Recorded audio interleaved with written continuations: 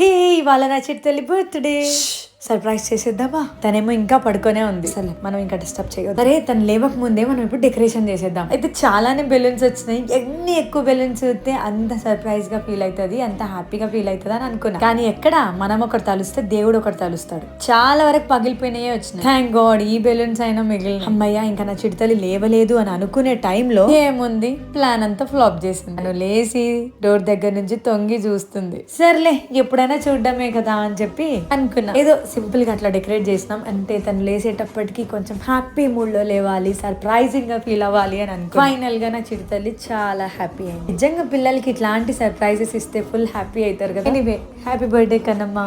Thank you mamma. ఏంది birthday party ఇదేనా? ఇంకా చాలా సర్ప్రైజెస్ ఉన్నాయి కన్నమ్మా. ఓ వావ్